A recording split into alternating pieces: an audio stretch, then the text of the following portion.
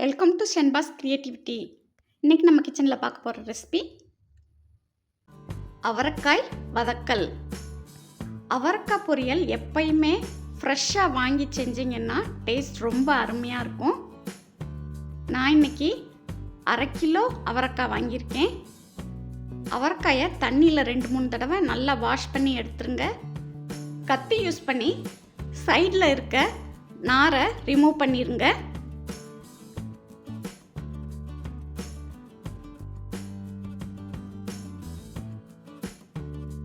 எல்லா அவரைக்காயிலையும் நாரை ரிமூவ் பண்ணிவிட்டு சின்ன சின்ன பீசஸாக கட் பண்ணி எடுத்துக்கோங்க.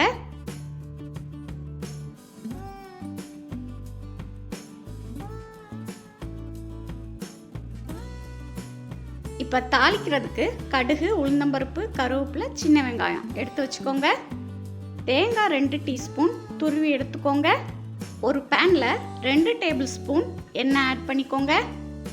எண்ணெய் காஞ்சதும் கடுகு சேர்த்துக்கோங்க. கடுகு பொரிஞ்சதும் உளுந்தம்பருப்பு ஆட் பண்ணிக்கோங்க. உளுந்தம்பருப்பு நல்லா செவக்கட்டும். பொடியாக கட் பண்ண சின்ன வெங்காயம் 10 ஆட் பண்ணிக்கோங்க. கருவேப்பிலை சேர்த்துக்கோங்க. 2 வத்தல் ஆட் பண்ணிக்கோங்க. வெங்காயம் நல்லா வதங்கட்டும். கட் பண்ணி வச்சிருக்க அவரைக்காயை இதோட ஆட் பண்ணிக்கோங்க. அடுப்பை மீடியம் ஃப்ளேமில் வச்சுக்கோங்க. தேவையான அளவு உப்பு சேர்த்துக்கோங்க. மஞ்சள் தூள் 1/2 டீஸ்பூன் சேர்த்துக்கோங்க.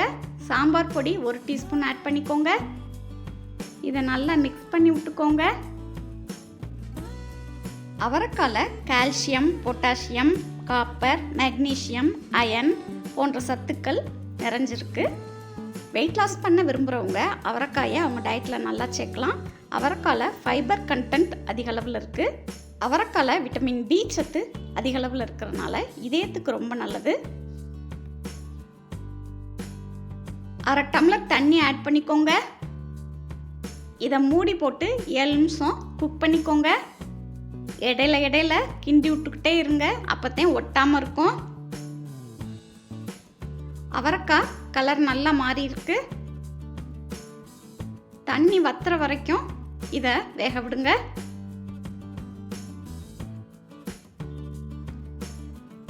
தேங்காய் பூ 2 டீஸ்பூன் ஆட் பண்ணிக்கோங்க.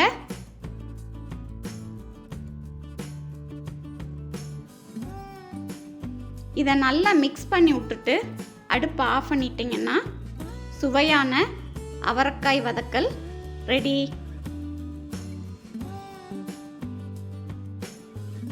நீங்களும் இந்த ரெசிபியை உங்கள் வீட்டில் கண்டிப்பாக ட்ரை பண்ணி பாருங்கள்.